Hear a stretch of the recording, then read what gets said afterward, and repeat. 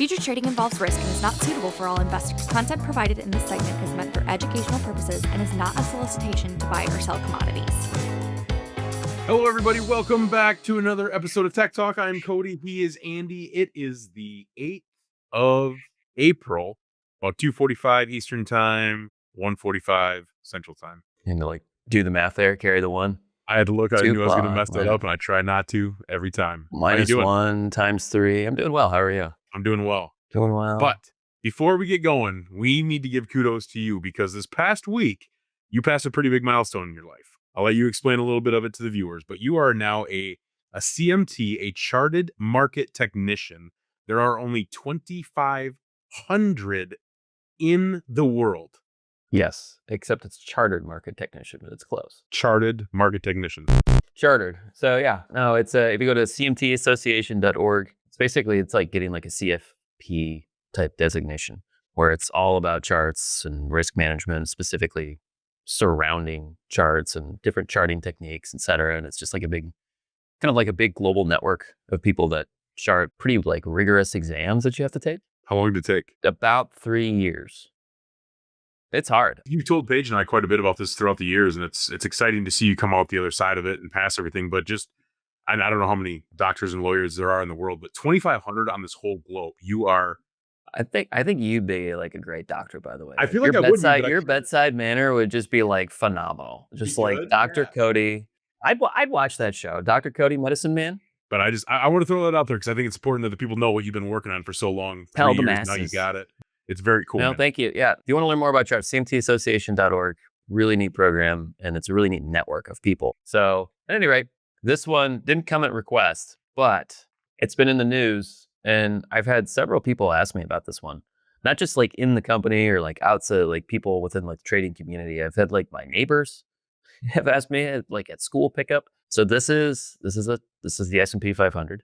The S&P for you and me. Yeah, I don't know. I haven't looked at my retirement, and I'm probably not going to for a little while. I'm just going to go ahead and close that one down. But yeah, I mean, like, this has just been, it's hard to like talk about this from like a technical analysis perspective because it's just turned into this gigantic free fall, but also in the same breath, it's so like, we're one tweet away basically from some sort of change. Mm-hmm. But that said, if you do want to have any kind of like, I guess, like talk about the technical piece of it, yesterday's session was super interesting. I mean, I know that there was some back and forth about like there was supposed to be a 90-day reprieve and then it didn't end up happening, but we still settled higher on the day. And today you have a huge rally going into the morning, and then it just right now we're sitting 15 points under? 15, 20. I mean, it depends on like the time bracket you're looking at it, right? I mean, it's moving fast. Yeah. But like this right here, I think this candle's super interesting. Like you had this big attempt to really get just hammer this thing, right? Mm-hmm. I mean, this thing traded, what was the low? 48.32. So going back, the high was 62.25. That's low. A month and a half later is 48.32. That's insane. Yep. So you had this massive rejection of this low. I mean, to go from 48.32 and settle just 5,100 basically. That is a massive rally off the low. Yep. It's oversold. That's evident right here. That's obviously in negative territory from a momentum standpoint. Right. But like the money flow is also, it's lower, but it's running into a point where it's found a lot of support in the past. So it's interesting that like, it seems to be, obviously like fear and greed. You ever like read about Warren Buffett, fear and greed, right? Mm-hmm. Like the fear part, I think is really taking over. But what I think just again, from a technical perspective, this candle right here, I think is, if I was short or looking for a spot to own it, if we can hold this 5,000 mark, basically, I think you got to take a shot at owning it. At least if you like I said, it's so hard because there's so much like fundamental news that's just flying. We added like 104% tariff to China today, I think. But not, 2 hours ago. 2 hours ago. So fire up Twitter. Well, I think what's interesting is you mentioned I was getting gas yesterday morning, and somebody didn't know who this gentleman was. He was talking to the cashier about his retirement account and how bad it was looking over the past couple of weeks. And he said, what I'm going to do is I'm going to throw an extra $30,000 in there to try to buy the low. And I was just standing there. This is a chart that affects every single person's day-to-day life. And now people are watching this like a hawk every day. Correct. Every day. 100%. And it certainly pertains to milk too. We Yes. talk about like the consumer. Is the consumer going to be super thrilled about going to the restaurant, for example, if they just watch their 401k get terminated, just slap? I don't know what the kids say nowadays, but it's not doing great. So at any rate, like I said, we want to bring this one up. I feel like everybody and their brother has asked everybody and their brother about this one. Mhm. And to me, what I think is super interesting is yesterday's close. We have to be able to hold 5,000. I mean, today, you already said it, we're well off the highs and inside yesterday's body of the candle, the green part, Mhm. right? That is a sign of prospective weakness. If you look at the body of the candle, it basically stopped at 5,000, right? So if you can kind of get this rounding pattern, that could turn into a really wicked rally. And what if we've had a big V bottom? Imagine that. Going to be my next question to you, actually. A V bottom would take you basically promptly back to 5,600. Yeah. Which in probably the same amount of time that we fell apart. Yeah, for sure. I mean, and think about it. We were at 5,600 1, 2, 3, 4 days ago. So the market clearly is able to move that quickly. And there's a lot happening right now that could certainly prompt that. So I don't know. This is, like I said, this 5,000 number, pretty clear rejection when the market tried to take a stab beneath it. And you've got some of these, secondary stuff that's starting to tell you we're getting a little bit oversold. The money flow piece, I think, is really interesting. It's failing to put in a new low. Obviously momentum is in charge for the bears, but I think if you start to get a V bottom, I think you get a sharp return back to here. And then if you got back to being out of oversold, that's obviously a pretty big signal that you'd want to be at least exiting shorts. I think you have to be really careful. I don't know if I want to catch the falling knife just yet, but I think if you start to round up that 5,000 number and fail to get through it, this could turn into a V bottom. Like you said, we are one tweet away. In all one, just one. Even a fake one we got yesterday. You should start a Twitter account, Dr. Cody Medicine Man. I should. Take your medicine. You're filled. Buy the S&P. By the S&P, you're filled. Take your medicine. All right. Back to our world for a little bit. Back to CME Spot Cheese.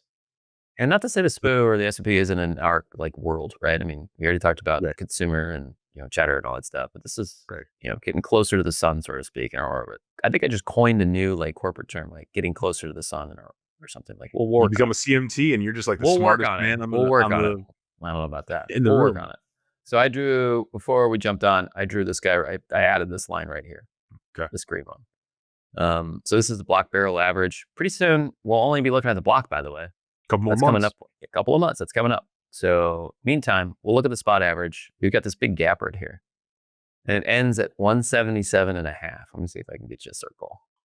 There you go. Let me ask you here. I think I asked you 2 weeks ago. W back to $1.95? We're forming it? Are we forming that last leg? I'm going to say no. Okay. I think we go fill this gap. And I think we stop short. I think it's going to be more like we'd bounce off of that. We're not too far away from filling that $1.77 gap right there. I think you're going to get here's my theory. I think you're going to go trade a price, bounce off here. There's a lot going on, obviously, fundamentally, and there's a lot of uncertainty around the market. And I think that's going to prompt buyers to get a little more aggressive at prices they haven't seen in a while. Mm-hmm. We clearly showed that trying to get below $1.60 was a failure. That's a sign of strength right here. I mean, you said it. It's a W. It's whether or not the market can go trade basically back to $1.90 to your point. But we have this not long term, but we have I'd say a longer term downtrend forming still too, right here. So when I looked at this chart, the first thing I looked at was fill in this gap, which I think we're going to go do. And then the second thing I looked at was this downtrend. We have to break through this. And that would imply getting through low 180s. I think we struggle at that point. Okay. I don't think the market's ready for that. Longer term, though, I would not be surprised if we did one of these numbers. Go to here, kind of maybe find somewhere in here where you bounce off, fail to put in a new low. And then it's the second trip that we break through that. Okay. That's where my head goes longer term when I think about that chart. That's just my opinion. We'll see. Yeah. But that long-term downtrend to me, I think is going to turn into a bit of a magnet. I don't feel like the market's ready to break through it just yet. So we're just going to kind of sit in Chop City for a little bit of time here. Make a higher low and then maybe get ourselves above 180. Chop City. Chop City. Any closing thoughts before we go to our last one? I mean, I kind of agree. I was thinking that we might be able to push through and maybe test 195 just to complete the W, but I see what you're saying. Obviously, we got to get where we at 172-ish right now, so we're not too far away from that gap. And the way that you have it drawn out, we got to wait until we get into the summer months to see if we're really going to have a stronger push higher here. That's what I'm thinking. We'll see. It's fair. All right. Last but not least, so look at that thing. Look at that One of our chart. It's just favorites. wicked. One of our favorites. Hey, Zach. A current favorite. Current favorite. Sept feeders. Shout out to Zach. I didn't touch anything, by the way. I didn't touch touch anything. I didn't touch this thing right here. I didn't touch this guy. And I didn't touch this guy. Look at that. I think when we looked at that, I can't remember when we were looking at. When was the last time we looked at this? We weren't 2 here weeks last ago. week. 2 weeks ago. No, we weren't here. So 2 weeks ago. So Right it there. was kind of like right around here, wasn't it? Yep. Okay. So we broke through this short-term uptrend. Market failed to put in a new high. Promptly broke pretty hard. Yes. And now we're bumping up against this longer-term uptrend. It's like do or die time things. I agree. I mean, look at the way it acted right here. I mean, it went right to our line.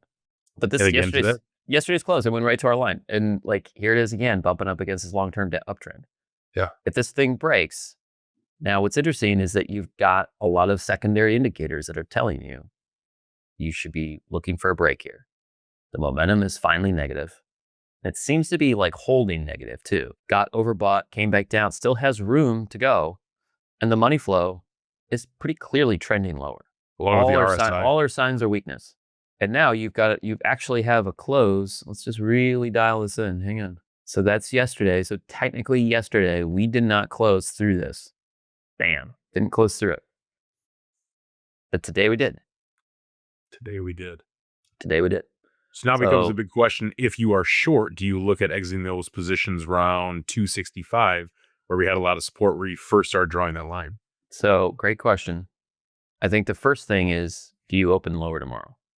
If you can't get an open lower tomorrow, now that we've closed through this like down upward trend, I'd probably be looking at liquidating at that point, or at least be doing something, buying calls, selling, doing something to help mitigate some of that risk. Because like I said, it's kind of do or die time for this contract. Because if you can't get a close through this, if you can't get a subsequent open lower now that we've closed through this, and you just pop right back up, like I think this area becomes just one big magnet right here. Like I think you got to be really careful of us as we're whipping right back. Because technically it's still trending higher. I think it was interesting. Somebody in our company had said the other day, it's hard to be bullish on cattle when the S&P is falling as hard as it was, which is a very good point. They kind of mimic each other on what's happening, but it'll be interesting to see if we get a little bit of a rally on that side. What if this V bottoms? Exactly. That's what I was bringing it back to, is if that V bottoms, here you go. Yikes. So yeah, I think tomorrow's open for Sept feeders is going to be a really big deal. Like you finally close through this long-term uptrend, and here we are. Like you get it. Like let's say where is this? The body of this? Hang on. So open high. Well, so it opened at 277 even. On this day where it closed just yesterday, 277 even, right? Yeah. This closed at 277 and some change. It seems like 277 is a big number. Let's say you opened at 276 point whatever. Like, I think that would be really bearish for this contract. And now, like your next, I would imagine, point of support would be here, where it bounced and really started to accelerate in this short-term uptrend. Just call it 268. You get to 268, and 262 is going to be the next number. It's funny because the bid right now is 276. Is it 276? Is it really? Yep. It's the after hours, so we'll see. Right. But I just found that the number that you had mentioned is exactly where the first bid is. Yeah, this is like I said, I feel like for Sept feeders, and it's been, I mean, my gosh, like let's go and look at this real fast. So monthly, I mean, this thing has just been all-time record highs, not just for the month and the year. I'm talking like period, the whole contract, the whole shebang. So to retrace this thing to 250, which would be a monster move, you're still trending higher. Right. In this piece. So yeah, I think you got to be super careful of an open lower in feeders tomorrow. If you can, if that happens tomorrow, I think it could be a quick trip to this 268 number, and then we'll see. Fair enough. We'll see. As usual, man, we appreciate your expertise. Now that we can call it that. Expertise. Your CMT. Wait, you couldn't call it that before? What's that all about? Like, well, look at you. I called you a doctor. You're like, show me your MD. You were still working towards it. I didn't want to Let's go. Jinx you or anything. Where's your MD? CMT. If I got a cold, I'm not coming to you. This is Oh. where people, well, still coming. This is where people are going to get their information because there's only 2,500, and I'm talking to one of them. One.